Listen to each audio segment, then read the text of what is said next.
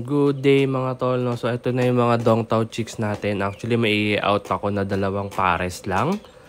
Ang pairing natin dito is Blue Hen and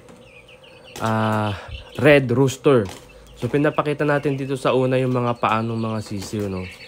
So most of them are late maturing. So ito na yung rooster natin na red and our hen na blue line.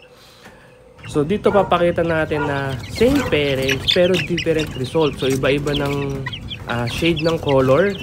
So possible merong may mga blue dyan na lalabas na rooster at saka may parang blue na hen. And pinapakita din natin dito na kahit pare-parehas sila ng magulang o iisa lang ang kanilang magulang, eh nagkakaiba-iba sila ng sukat ng paa. Hindi sila pare-parehas. So dito na pumapasok yung selective issues ek-ek ng mga breeders. So, tulad dito pinakita natin, ang ganda-ganda ng pang, sobrang laki. So meron naman dito medyo malaki na rin and round leg.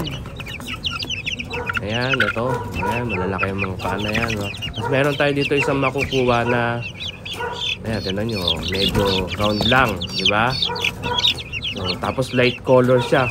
Yung balahibo niya iba, di ba? Hindi katulad ng mga kasama niya na red or brown, tapos black yung sa sa rooster, no? Ayan, na kahit na magkakaiba sila ng edad, eh makikita na natin yung difference ng kanilang mga paa. Thank you.